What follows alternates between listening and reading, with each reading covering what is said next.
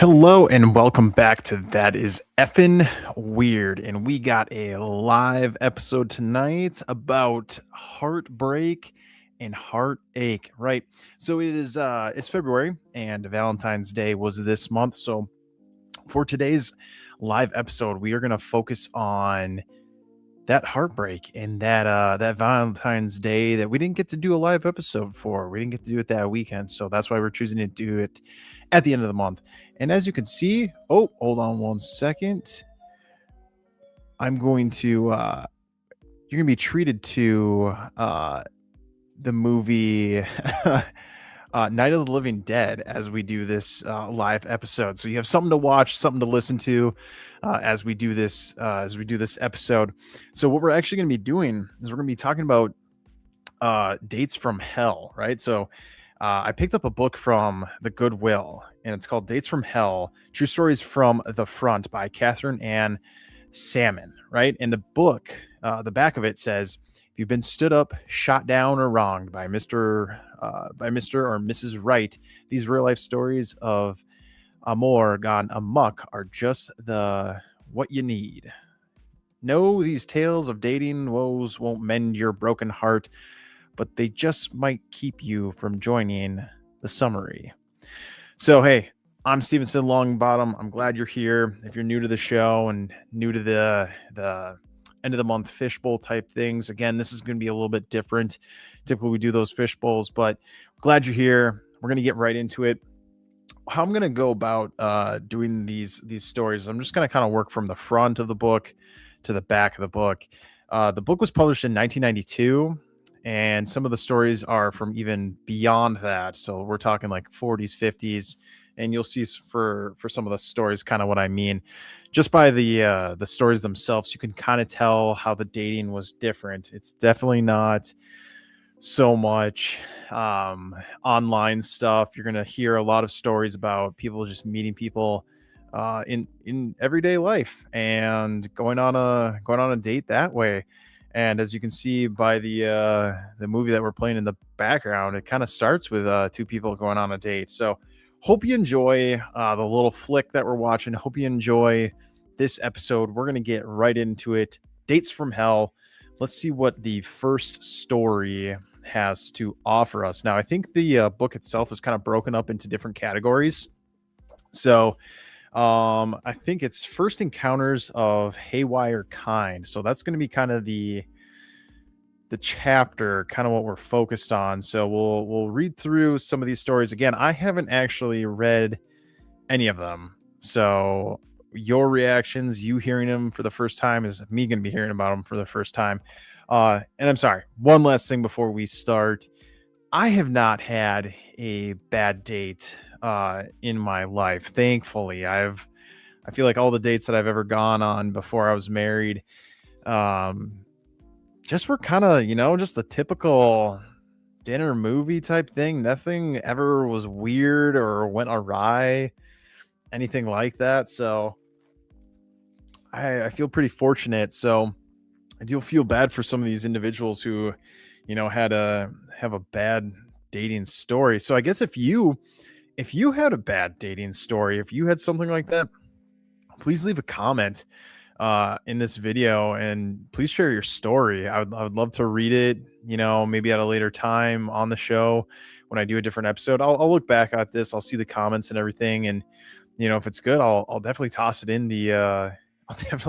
in another episode. So like I said, the first chapter that we have is called, let me get to it, First Encounters of Haywire Kind. All right, so here it goes. First story from the book, Dates from Hell, True Stories from the Front. Danielle and I worked at a research laboratory in New Jersey. Okay, one last thing. I apologize. I'm really bad at reading, and I don't know why I chose to do a book. So you're going to hear me screw up a lot. Just bear with me. Daniel and I worked at a research laboratory in New Jersey, and I was attracted to him, even though he was unbelievably shy. I invited him to dinner one night, and we had a nice time. Early the next week, he asked me out for Saturday night. He had bought Phantom of the Opera tickets, which usually take a year to get from a friend. The itinerary sounded great. We'd drive into Manhattan, put the car in a garage, have a drink, see the show, then go to dinner. He was pulling out all the stops. Halfway to the city, the car broke down, and we coasted to the shoulder of the turnpike. Daniel lifted the hood and poked around, getting oil all over himself. It was 6:30 p.m. We started walking. I was getting mad because he wasn't talking, just fuming, and I had trouble keeping up with him in my heels. A mile or so later, we finally made it to the gas station. It took 45 minutes before the guy at the gas station got around to calling a tow truck for the car. Daniel said he'd pay anyone $20 for a lift to the bus line to Manhattan. So we climbed into a rickety old pickup truck at 8:30. The show started at 8. We waited 20 minutes for the bus, got into the city, grabbed a cab to the theater. It was 10 p.m. when we got there. I wanted to blow off the show, but Daniel hissed one of his first full sentences, that he'd paid a bundle for the tickets and we were going to go see it. We saw some of it, the last 30 minutes. I was tired and wanted to go home, but Daniel made reservations at a restaurant on the Upper East Side. The bill came to Daniel, went white when he saw it. I didn't bring enough money. Dinner had come to more than $100. Luckily, I had some cash, and between us, we could cover the bill, with a little left over to get us home. But that meant we couldn't leave a tip. While Daniel sat silent in shock, I guess, I asked the annoyed waiter for a business card, promising I would mail his tip to the restaurant. Outside, Daniel kept repeating that he couldn't understand how the bill had come to so much. On the way to the subway, he told me about a date he had had a year ago. He had taken a girl cross country skiing, but accidentally chose the advanced trail. He had fallen on her and she had broken her arm. What a riot, right? That was the most he had said to me all night. Our subway car was fairly deserted, and Daniel was staring at everyone with his wide-eyed mug me look, so someone did. Daniel emptied all of our bus money into the guy's hand and said, "Would you mind giving me back a quarter so I can make a call to get home, please?" The guy gave it to him. While we were on 42nd Street, walking to the bus station, Daniel was glowing about his skill at connecting with people. I asked him to help me figure out how to get home on 25 cents, but he ignored me. Then he stopped walking. He had left his new suit jacket on the subway, but now it was about 1 a.m. He wanted to go back and look for it. What were the odds of finding the same train, much less the jacket? When I said I thought it was hopeless, he shouted that I was selfish. I said that he was insane if he didn't know that the jacket was already on somebody's back, and I was going home. I stormed off, then realized he had the only quarter. I went into a bar and begged the bartender to turn the 25 cents I had found in the bottom of my bag into a quarter. Oh gosh. Okay. Then I called my sister and got her answering machine. I made 3 collect calls to friends before I got through to someone. Mom. It would take 2 hours to come get me, but she said she and Dad would do it. As compromise, I let her set me up on a blind date with her bridge partner's son, Aaron. That's another story. On Monday morning, Daniel told me that it would cost $800 to get his car fixed, and as if it was my fault, and that he had ridden 5 subway trains looking for a jacket. What a genius. We rarely spoke after that. He was promoted over me a month later. Ann, 26, research assistant, New Jersey. So holy cow. That was a lot to unpack right there. Hold on. There's where am I? Space Monster OG, you're at the That's Effing Weird live episode. You're listening to Dates from Hell. Hope you stuck around to listen to all of that. Maybe you did, maybe you didn't. We're playing Night of the Living Dead in the background as something to watch as I read you these stories. But unpacking that first one, right? That was that was a lot. That really did seem like it was a date from hell. Let's see here. Let's kind of backtrack a little bit and let's kind of pick this one apart. It seemed like their very first date, right? Didn't wasn't all that bad. So that's why they went on that second date. And it seemed like he actually, liked her and wanted to go out with her on a second date, getting those Phantom of the Opera tickets and everything. Um, but to me, what it seemed like was he's one of those kind of guys that, like, you know, one bad thing happens and then you just can't recover from it. And then you're just a negative Nancy the rest of the entire day.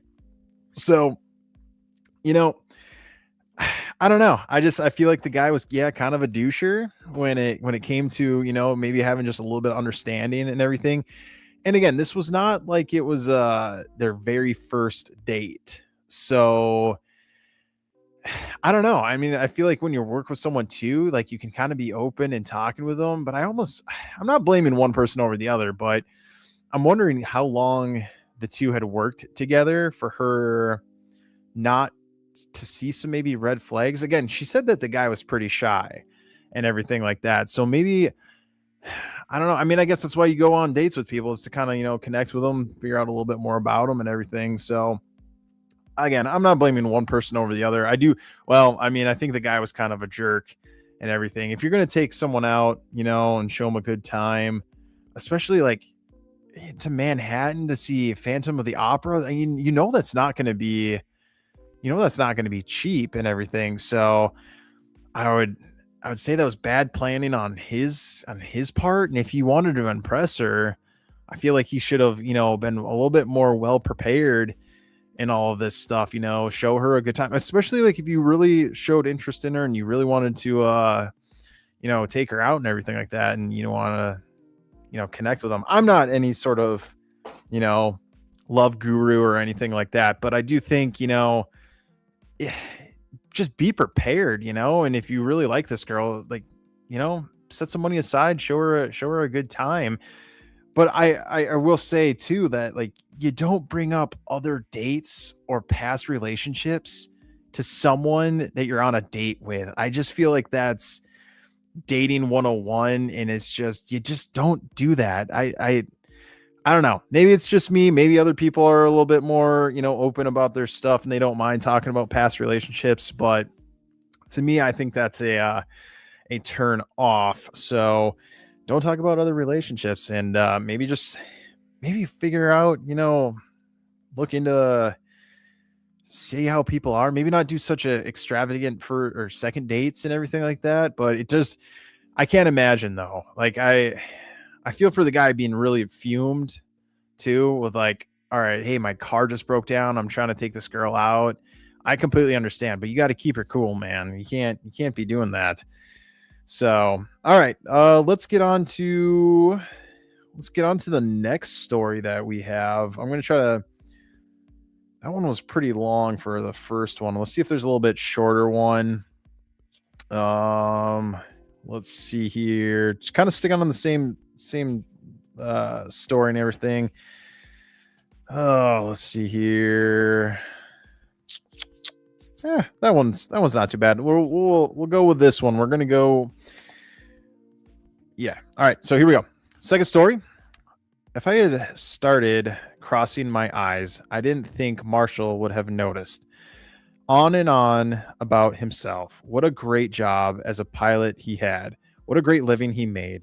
What a great place he flew to. I pushed my food around my plate and realized that he hadn't even asked me the basics, like, where am I from? If I had any sisters or brothers, if I could speak given the opportunity. I was impressed by one thing. Just as Marshall would pause, and I'd think I had a chance to mention myself or to comment on what he had just said about himself, he'd somehow managed to come up with fresh sagas about himself. An argument he'd had with a stewardess who didn't have enough respect for him on one of the flights to Hawaii, a pilot who was jealous of his natural skills, a sexy passenger who'd given him a hug, wet kiss after safely navigating them through a storm. The night had begun on a sour note anyway. Marshall had picked me up at the apartment, and while he was driving me to the restaurant, he made a sharp U-turn and said, I can't believe you dressed for a burger joint when I'm taking you to a 4-star restaurant. I guess we'll go back to my place so I can get undressed too." He told me to wait in the car while he changed from his suit into slacks, a shirt, and blazer. As he talked on, 9 p.m. crawled by. 9:30 took an eternity. At 10, I figured that if we skipped coffee, it would be late enough that I wouldn't have a problem suggesting we call it for a night. If only Marshall would stop telling his stories where he'd always uh underpre he'd always the unappreciated God. "You're bored," Marshall suddenly shouted, slamming his fist on the table. Heads whipped in our direction from the other tables. Yes, I was, but I had been there for hours. I didn't know what to say. My date smacked some cash on the table and loudly, fiercely said, "No one ever, no one's ever been bored with me. No dessert for you."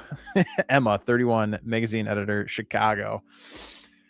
Oh, that one kind of sucked too. I mean, I feel like there's just those people who have like no social cue with like, "Hey, look, you're rambling on.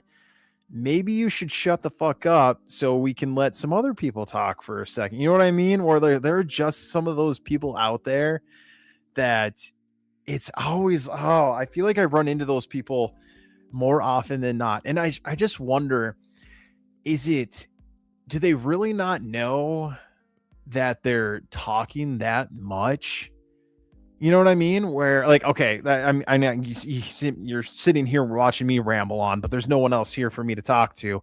So, yeah, there's that. But regardless, if there's another person here, or if there was another person here, there's that back and forth. I say something, let me see what you think about that. You say something. I'm wondering if it's something where it's some people are just maybe a little uncomfortable with silence. See what I did there?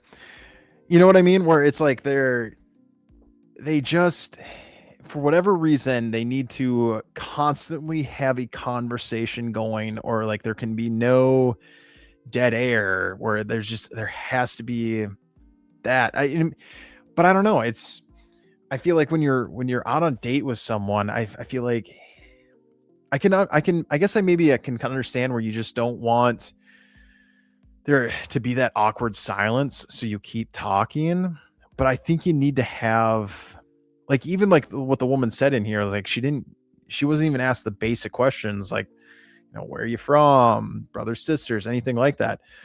So I don't know. And I get from the perspective of the guy where it's like you're trying to, impress the girl. So let me, say all these wonderful things. I get that. But there's a fine line. I feel like you can gloat about yourself and make yourself look good, but you don't want to do it to the point where they're not even providing any input, and then two, you're looking very narcissistic. You know what I mean? So yeah, that again, I can't say that I've had any experience like that per se, like on a date. Like I said at the beginning of this thing, I've never had a really like a terrible date, but I have ran into people like this. And I'm sad to say that I feel like I work with a couple of people like this too, where you ask them a simple question about, hey, how do you get the printer to work? And then they go on this long thing about the brand, how to load the page, or it's like, hey, look, what buttons do I press? I just need to know how do I connect the printer to this computer? Can you just tell me that much? And you know what I mean? So I get that piece, but that would be a really shitty date. And I think it'd be kind of awkward too, especially if you didn't know the person. I think there's that,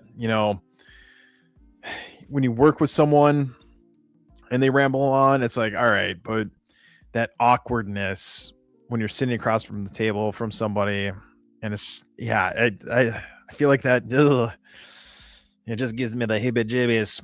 All right, so we're going to move on to chapter 2. These stories might be a little bit more short like that other one, so we can probably get a couple more in here.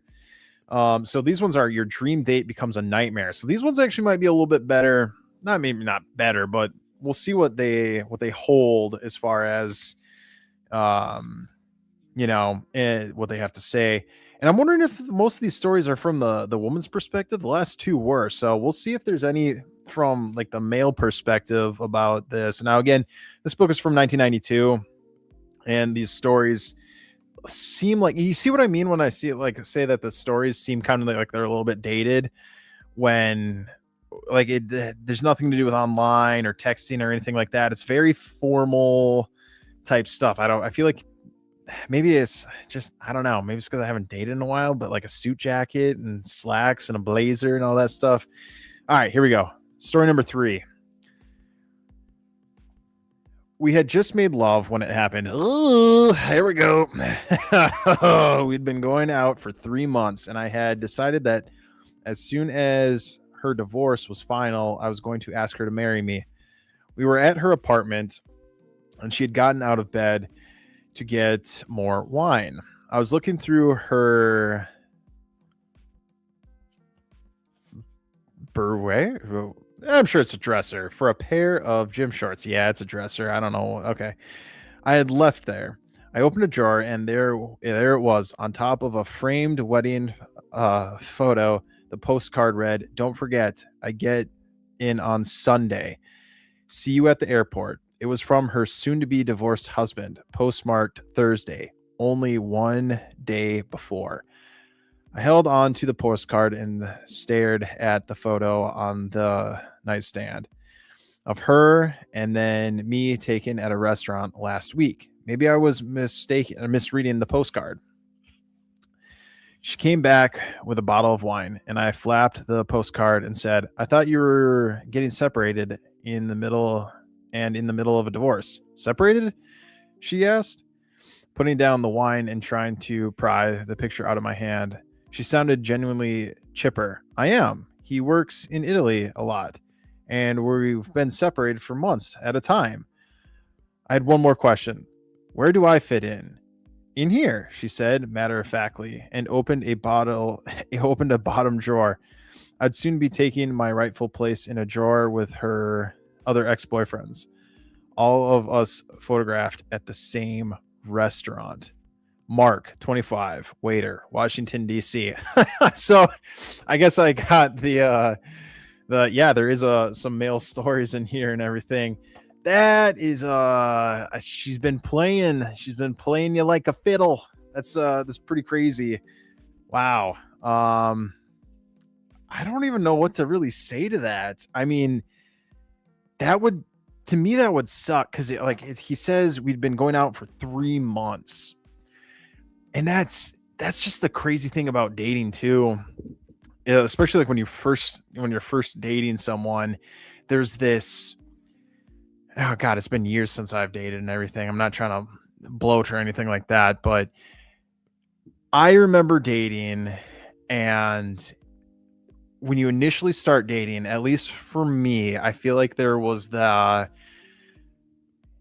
you don't really know that person and what they might be doing on the side and everything. Does that make sense? Where it's like you just start talking with this person. Are they talking to anybody else? Are they interested in anybody else? Like how many dates have you been on since your last relationship? Like there's this weird area and you try to navigate it. And then there's also okay, when you two start getting kind of serious, like, are they still talking with other people? Like, how serious is this? There's this weird kind of, you're still trying to feel everything out. And then you have this, okay, well, does this person, do I like them more than they like me? And I think it's really hard to kind of navigate those first couple of months dating and to really kind of, expectations of dating and how it's like. So it's kind of, it sucks. It sucks, especially too, because in this story specifically, we've been going out for 3 months and I had decided that as soon as her divorce was final, I was going to ask her to marry me. Like, you can see that this guy really liked her, and she obviously was like, no, I'm in a very open relationship. When my husband's gone, I date whoever I want and go out with whoever I want. So it really does kind of suck where you get, you think you found someone and then they have a total different idea. I guess for this story, I guess what we can say, chop it up to is, really try to figure out as much about the person when you're first getting to know them, start dating and everything. I don't know. That's a tough one. Sucks. Feel bad for the guy and everything. So I wonder if the husband knew. You know what I mean? Like, I wonder if he was cool and he was doing the same thing in Italy or wherever he was. So interesting. Interesting. All right, let's go on to our next story.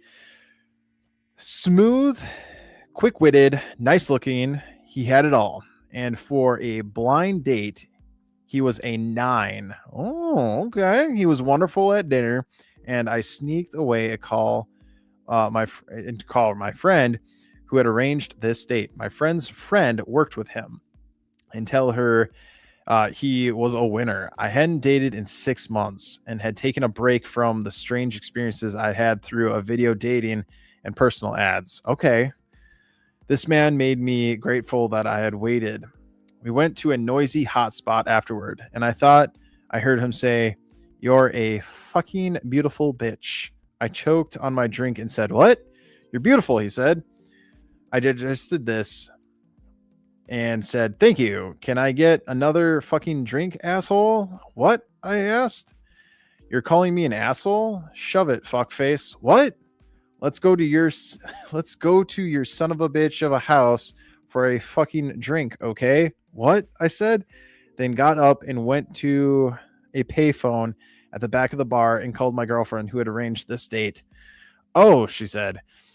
Then and then added, "I just found out tonight there's one thing. I was going to tell you when you called before, but said everything was going great. When he gets nervous, he curses and can't stop. Is that a problem?" Elizabeth, 35, elementary school teacher, Cleveland, Ohio. So I guess when this guy gets nervous, he's curses a lot. That's a weird thing to kind of have. I feel like that's almost like a tick. Um, it's not bad, I guess, but I mean, the foul language does, you know, some people don't like that so much. So I don't know. I mean, I feel like because she said like prior to that phone call that he was a 9. I feel like this is one of those things where it's like, all right, do you give the guy a second chance? Do you tell him like, "Hey, look, I really like you. You seem like you're a great guy and everything like that, but the cursing, like I'm not a fan of it." Like, dude, you said he was a 9, and do you do you at least try to explain it and try to, you know,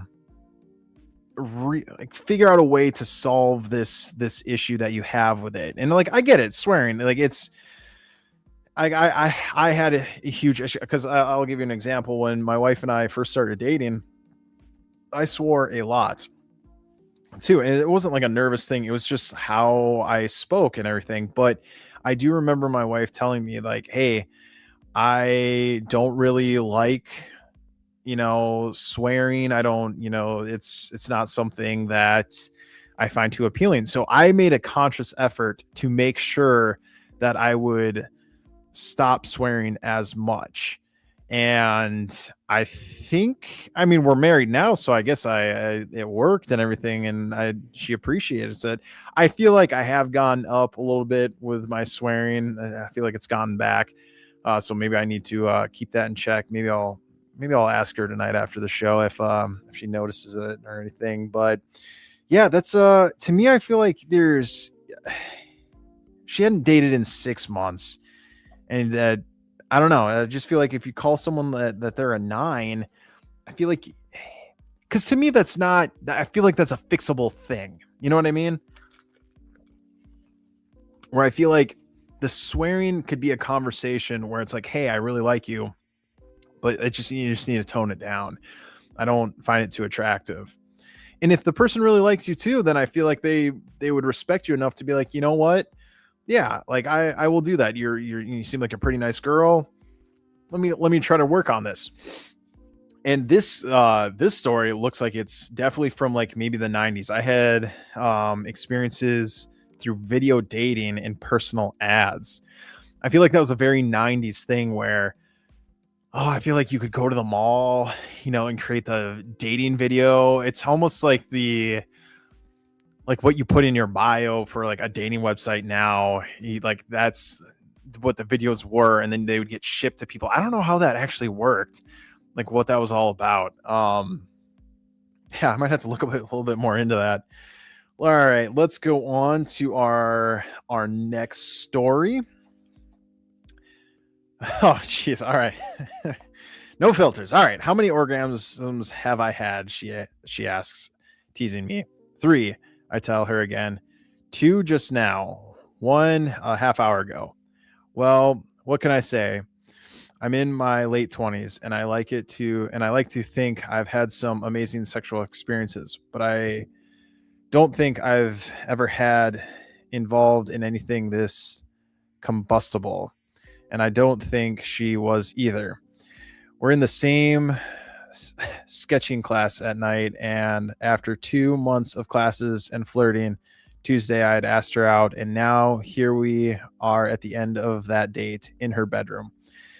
And she had just told me that she wants me to stay all weekend. Of course, I'll go home tomorrow morning, so I don't seem too smitten, but I'll be back tomorrow night. Tonight, over the course of 2 hours, I found her G-spot twice, turned her on to a few points she didn't know, and I think we added a new position to the sex manuals. The phone rings and she reaches over her nightstand to answer it, then says, "Hi."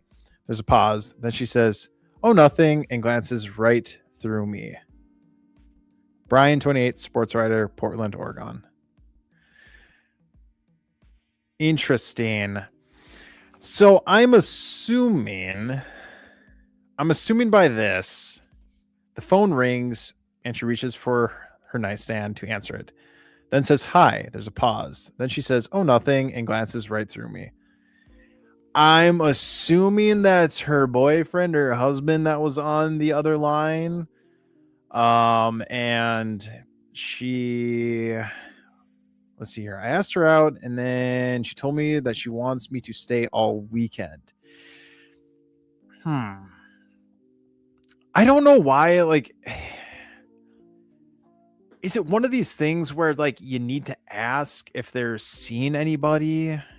Like I just feel like out of like respect, you would, like, yeah, I'm seeing someone. Like, no, like, I don't know. It's not a weird area, but I I guess what I'm getting at is if you start flirting with someone and they flirt with you back, I guess there's the assumption where it's like, oh, okay, I'm sending you signals, you're sending me back, you must be available. I think it's one of those things where it's like you shouldn't have to ask.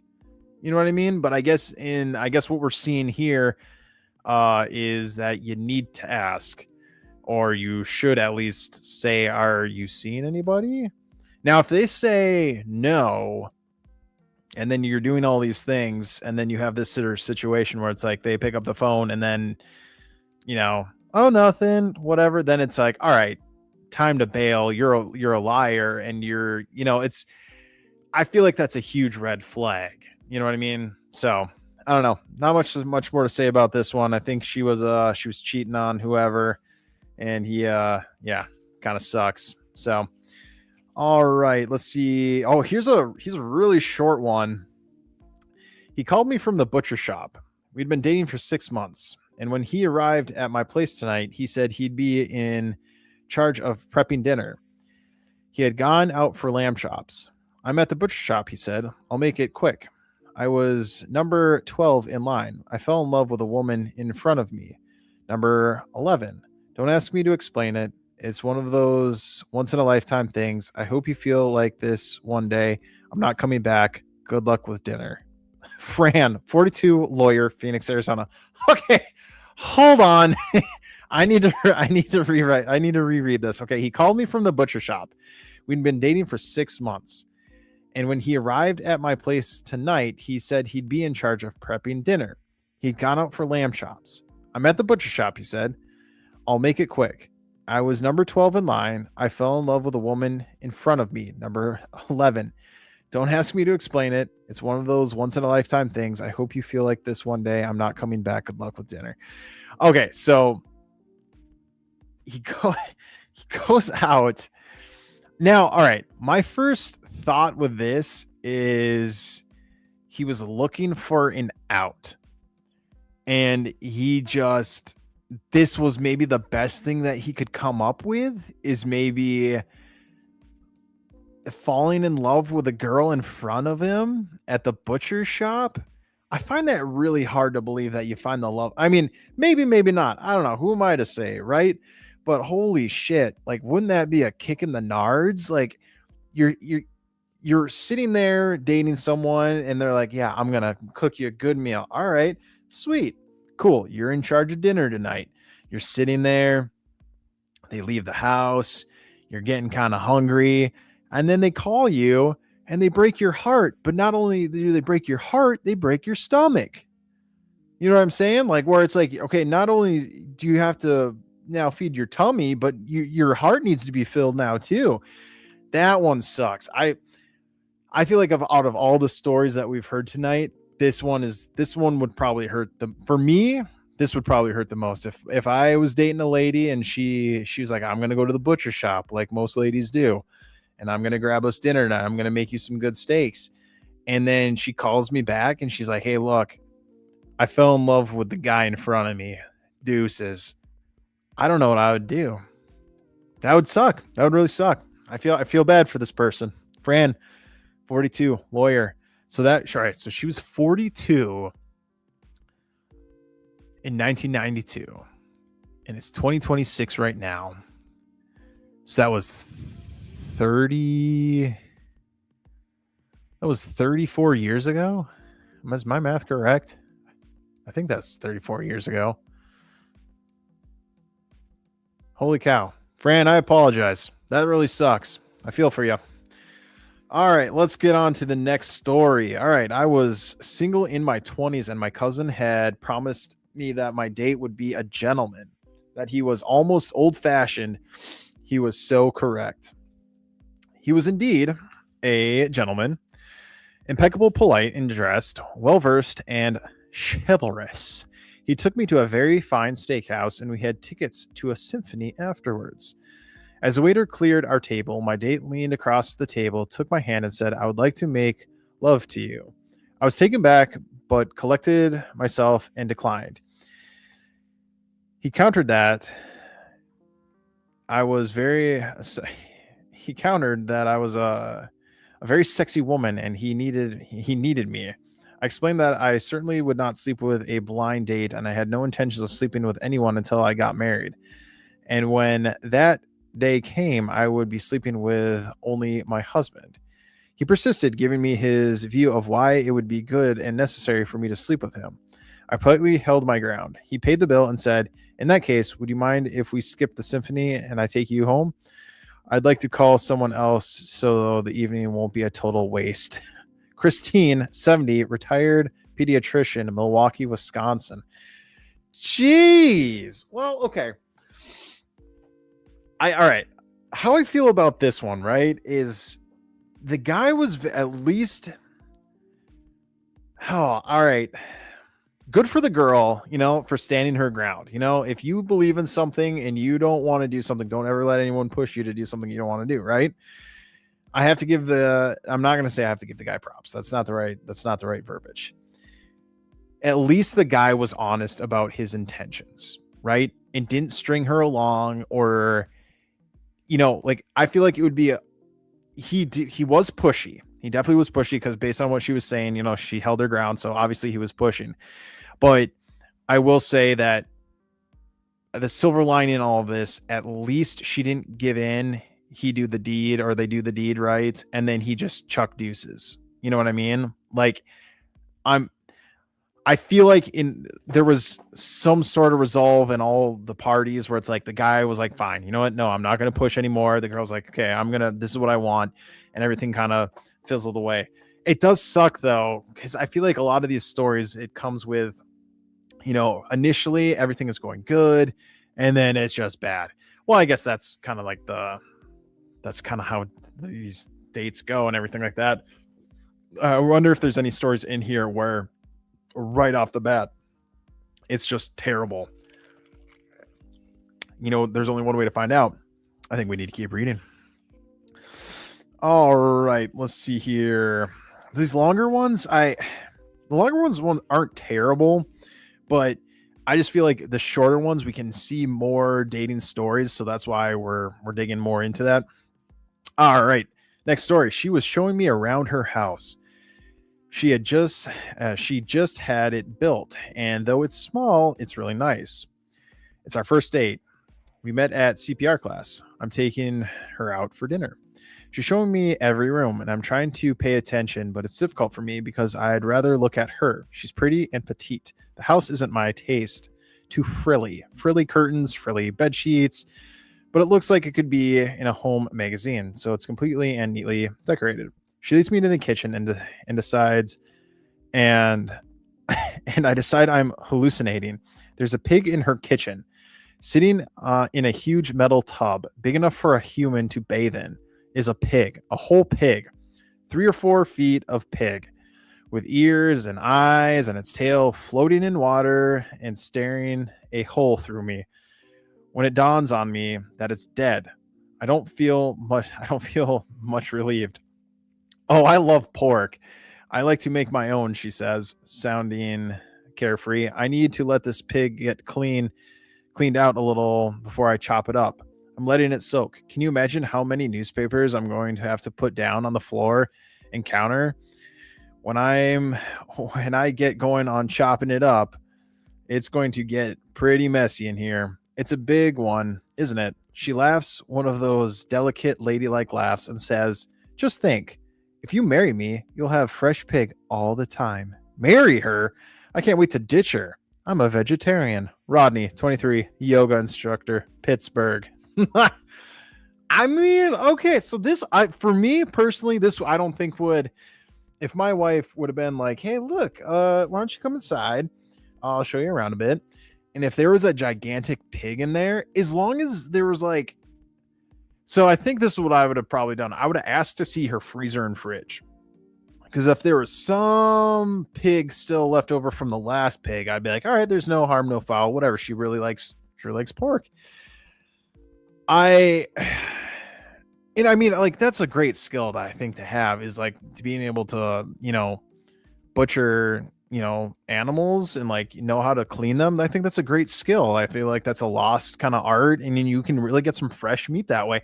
To me, this does not put me off. The guy obviously in this story is a vegetarian, so does not like this in any sort of way. But I feel like if that's such an important piece of your life, being a vegetarian, dude, why would you not say something beforehand? Right. And let's see here. She's showing me around her house. It doesn't say how. So it says they met in CPR class. It's our first date. But I do feel like it's one of those things where it's like, all right, if you're going to go on a first date and you're a vegetarian, you're obviously going to pick someplace, or you're going to go take her someplace where there is maybe no meat. I feel like that is something. And maybe it's maybe with the times things have changed where you didn't have to say, oh, I'm a vegetarian. But I just feel like that is something that you should have at least stated when you met this girl. I think really anybody. I mean, I feel like vegetarians love saying that they're vegetarians too, right? Am I wrong? I'm not bashing vegetarians by any means. If you like eating fucking veggies and stuff like that, good on you. It's not my thing. I like meat, but again, that's why I feel like this one for me, it would not throw me off. I feel like that's cool. That's cool. She knows how to do a really, really hard skill and everything like that. And she's right. I mean, you can have pork, you can have bacon, dude. You can have bacon whenever you want, right? Wow. All right. I think in this situation the guy lost personally. But let's keep on going. Let's find another. There's some really long stories in here. I'd like to read some of them. And again, if you're really interested and you like some of these stories and this you really like what you're hearing and everything, again, it's called Dates from Hell, True Stories from the Front, Catherine Ann Salmon. All right, next story. I'd moped. Jeez, see, told you. I'd moped for months after my boyfriend dumped me. So several friends convinced me to go to a club with them. I went knowing that the odds were meeting a decent guy were zilch. I was standing at the bar when I heard a male voice ask if he could buy me a drink. Probably some reject. I turned to look at the person and thought, wow, what a hunk. He's probably married or a psychopath.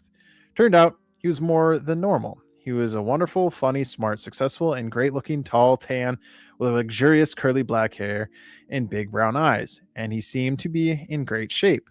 We danced a few times and exchanged numbers. I knew I'd never see him again. He called the next day, and we went out for the next 2 months, never doing more than kissing goodnight. My last boyfriend wasn't exactly handsome, so I was thrilled to be going out with a guy other women sneaked looks at. We talked all the time, finding out a lot about each other, even gaining each other's trust by being upfront about our past sex lives. The big night arrived, and we kissed all the way to his bedroom. I was happy that we were going to make love. It was clear he was a great lover, and we were both revved to quite a pitch. Just as we got to the crucial moment, he said, hang on, there's one thing I have to do. I said, what's that? He reached up and tugged, and there was this dome head staring down at me. It was his gorgeous curly black hair dangling from his hand. It was a wig. He was as bald as a badger underneath. Oh, hold on. All right. He reached up and tugged, and there was this dome head staring down at me, and his gorgeous curly black hair dangling from his hand. It was a wig. Joanne, 30, sales rep, Iowa. Oh, that I don't know. Let's see. Okay, so like I guess for the women listening, is hair really that important? Like I feel like again, it's one of those taste things where it's like some women like hair, some women don't like hair. I feel like from a male's perspective, I would say hair is important. I don't know why. Um, yeah, maybe it's just a societal thing. Like it's maybe like, it does it really matter? No, it really doesn't matter. Um, I don't know. That's a good question. Why is hair so important? I don't know. That's an iffy one. But again, I feel like this is one of those things where I like how do you date someone for 2 months? Okay, so I guess before hitting the bedroom, I would have been if I would have been open and honest with like, hey, look, this is not my real hair.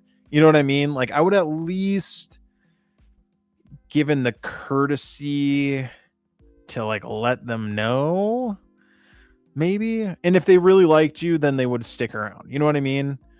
But it doesn't say that she ditched him, right? So that might have been fine. So who knows? Let's go on to the next story. We were kissing and really carrying on. If you get my drift, I had just met her that night at a block party. I didn't live on her block. I was driving by, saw the party, and crashed it. We were really going at it on the couch, and the front door opened. A man entered the room and said, hello, then went up the stairs. That was weird because both of us were in no condition for company. I tried to get up, but she had pinned me down. Who's that? I asked her, trying to squirm out of from under. Relax, she said, and pushed me back down. That's my husband. Who? Don't worry, she said. His girlfriend is upstairs.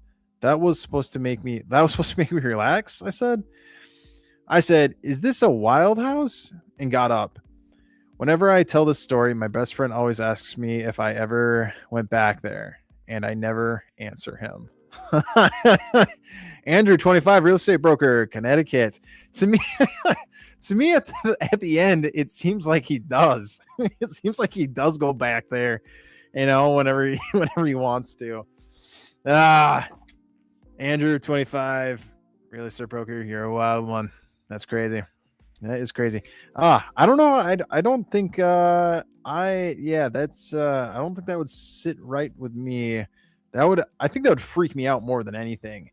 Um, especially if you're like being intimate with someone and then just someone barges in. That would to me, I think would definitely kill the mood. All right. We're going on to chapter 4.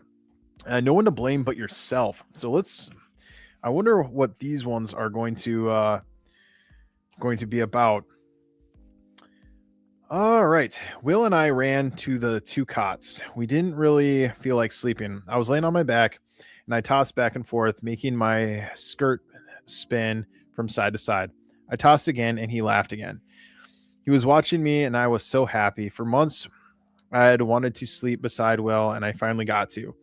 Then Mrs. Gunter walked over and said to me, "Casey, I'm taking a star away from your name. Stop that." Will, stop laughing. Then Will said, "Do it again, Casey. I like that." I tossed and laughed again. I tossed 2 more times real fast, and Will was in convulsions. We were having fun together, I said. We're having fun together, I said. Yeah, Will said. Do it again. When I do that, I move so fast that I make you laugh, I said. No, Will said. When you do that, I can see your underwear. Then Mrs. Gunther called my name and she took away another star for being noisy at nap time. Will rolled over and went to sleep. Casey, 5, kindergarten, Vermont.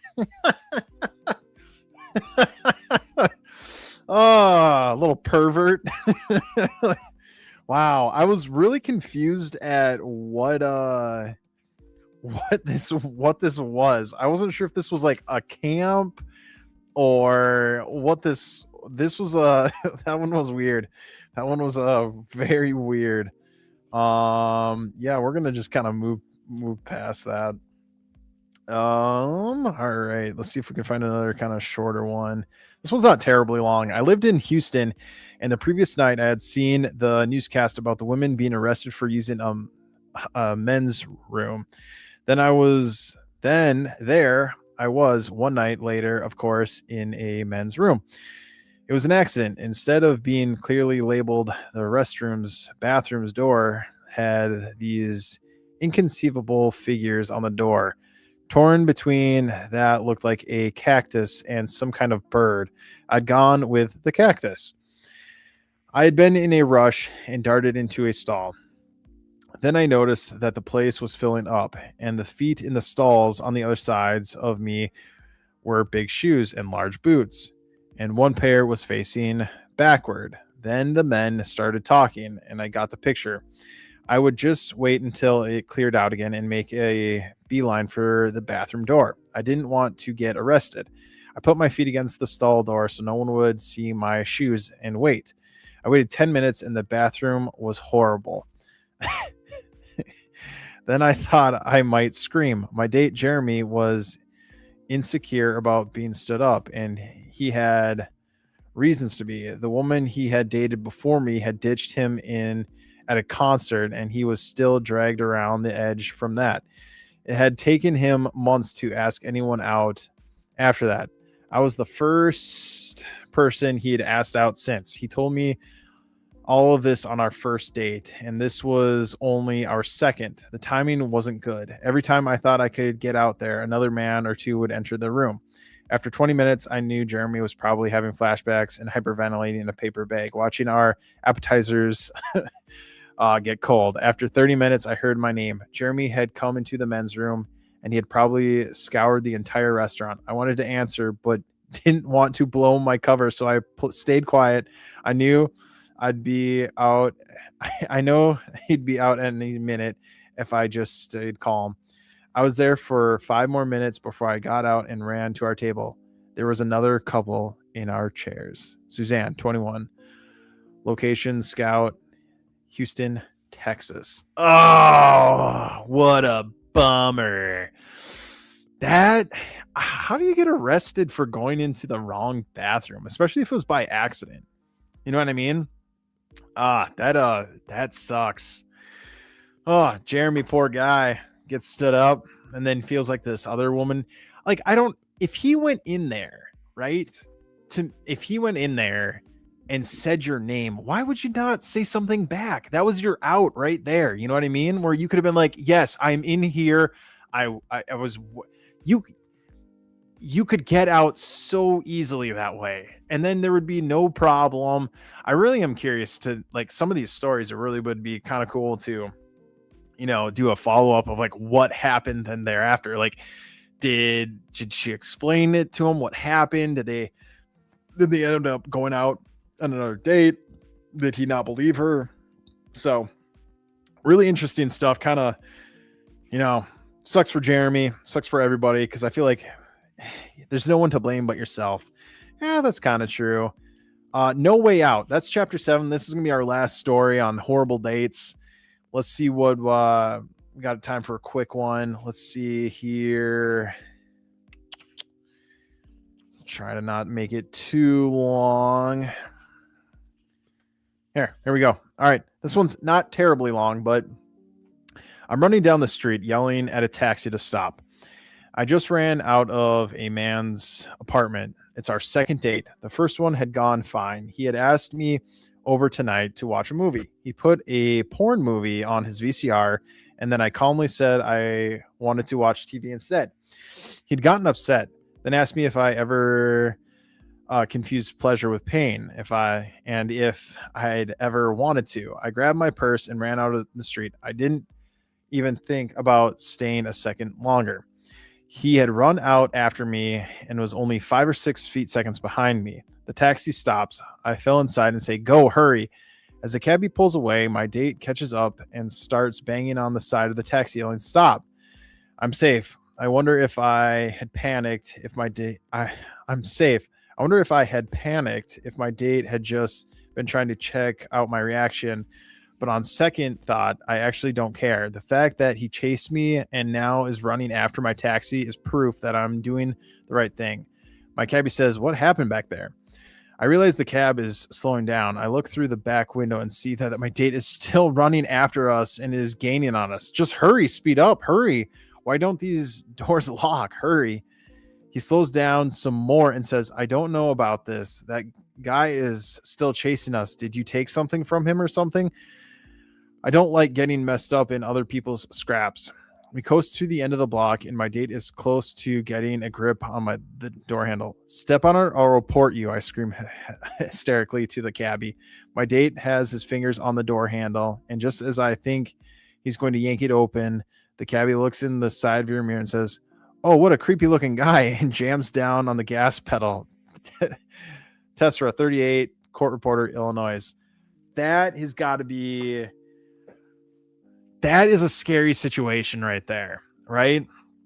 Like, that is when someone is chasing after you because of something like that. Like, clearly she didn't want anything to do with that. So that, I'm glad she got out of there safely in that sort of situation. That would be I feel like, very scary situation. And I feel like that really fits the bill with the title of this book called Dates from Hell, True Stories from the Front by Catherine Ann Salmon.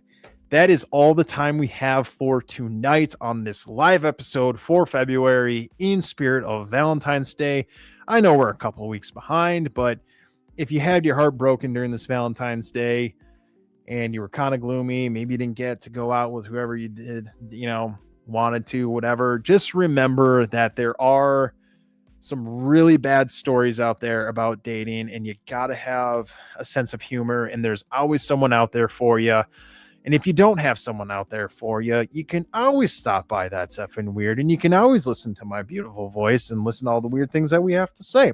We have over 130 episodes. So if you ever get, lonely and you want to listen to some good stuff and some odd topics, definitely take a listen to all the categories that we have. We have lots of odd and weird topics. We have cults, we have murder mysteries, we have other live episodes. We talk about aliens, we talk anything and everything weird.